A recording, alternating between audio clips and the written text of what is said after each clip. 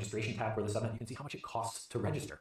You can Julius says, BitTensor is just another ERC token. See that at this point for subnet 1, it's costing 0.05 tau. You can also see it changes over time. So maybe you're like, oh, this is a little high right now. I'll wait a few hours for the price to go down. That's fair. When you register a node on the subnet, you'll be granted an immunity period. And so that immunity period helps you go from 0 emission to a higher amount of emission so you don't get deregistered right away. You can see you can use the BitTensor command line. You can hit subnet hyperparameters. And for subnet 1, the immunity period is 4,096 blocks, which at 12 seconds a block is about 13.5 hours. Each subnet has a default miner that you can run. Now you can imagine with 200 plus miners running on a subnet, if everybody's using the default miner, you're not going to pull ahead. So everybody's modifying the miner, right? Everybody is making changes so that they're better than the other miners in the subnet. So you can try it with the default miner, but you might want to test it out and see what you can do to improve that miner so that you float to the top. Once you've tested out your miner, you've made your modifications, and you're ready to launch, you can use the again the BitTensor command line to register your hotkey, and you'll need a little bit of tau on the cold key to make that work. And now you're up and running. You'll want to track your incentive in the subnet metagraph. The incentive leads to emission, and then of course emission leads to the tau that you will earn. And as your emission grows, you can see. Hold up. And as your daily 0.89, so he's making 400 a day, 400 a day, 416. And as your emission grows, you can see here in this chart, the orange miners all have immunity, and this blue guy right here is the lowest active key. So when somebody new registers, this guy's out. So you want to modify your miner so that when you come out of immunity, you're up here, or even ideally way up here. But you want to find your way up into this space where you're safe so that you don't get deregistered. And you can do the mathematics of like how long you need to stay active to pay for the registration costs and your machine costs and all of that. And you... Nah, dude, what did I just do here? He said that Ethereum has way more volume than BNB and others on CoinMarketCap. You're right, dude. Check out the USDC and USDT, though. Your own personal economics decide whether it's working for you or not. TauStats has a wealth of information about of like how long you need to stay active to pay for the registration costs and your machine costs and all of that. And your own personal economics decide whether it's working. 364 here. Validators here. I just want to see how much they're making, dude. USD price. How much are people making per day in tau? Because then, I mean, if you take directional risk, you know how that goes. These are all the subnets. So to me, it sounds like there's 32 different subnets here. Let's see. This looks like 64, but you're actually mining on a subnet, and you get removed if you're not in the top 200-ish, 220.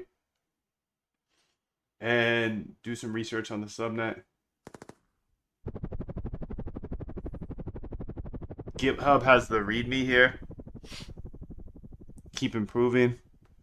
Who said tau is a ERC20? Just reading about it, and it's definitely a separate protocol, not ERC20.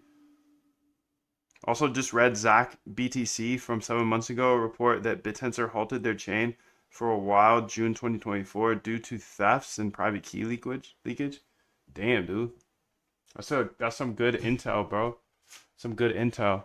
I'm gonna go ahead and pop up this next video here. That shit was solid, bro. That was solid. Solid. The Tau Templar. This is a miner overview for BitTensor. First, let's review how Bitcoin mining works. In Bitcoin, mining consists of buying specialized machines with specialized hardware to guess the next Bitcoin lottery number. The first miner to broadcast to the rest of the network the winning number wins. In BitTensor, mining is very valuable, specialized work. We have miners and validators. Miners do the work, validators check the work. Work is different between each subnet. The storage subnet will require you to have a machine with high bandwidth and storage capacity. The price prediction subnet will require you to have a strong knowledge of trading. The ads subnet will require you to have marketing knowledge. The AI subnets will require you to have some AI knowledge. Miners are rewarded for doing their subnet's unique work. Right now, the maximum number of nodes within a subnet is 256. Most of those are miners, with a couple dozen being validators. So let's go through what is required for setting up a miner in order. First, you want to choose the subnet. They're all done.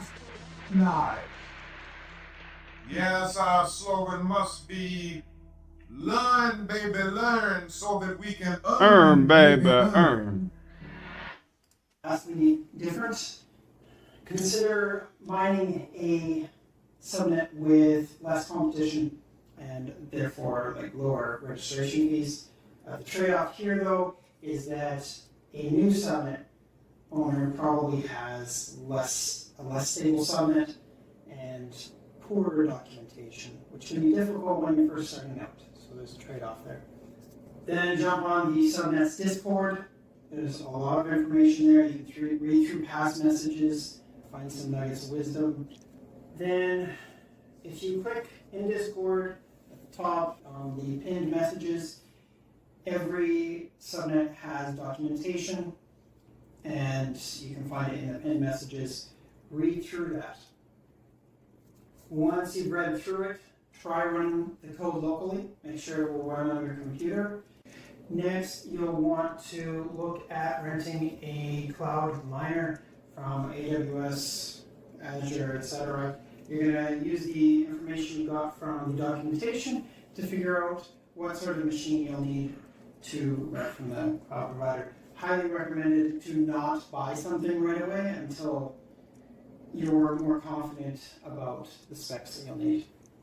Next, you're going to want to get that cloud miner running on the testnet. The testnet is a great way to get comfortable with the CLI and just confirm that everything's going to work when you go to the mainnet.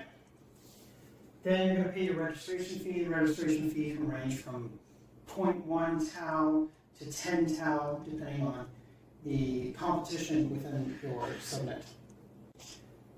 Once you've paid that registration fee, you can finally get mining. You can monitor your miner using the CLI or taosets.io. And then the very last step is forever optimize. As I said before, when you read the documentation, you find that the base code for the miner is included there, publicly available. The code for the validators is there. You can privately add whatever special sauce you might want to your miner's code, as long as it satisfies the validator code when it goes to check your work. So to make more money, consider the type of machine that you're getting. Maybe you're overspending, you don't need one as powerful as you bought, or you need something more powerful to get more rewards. Then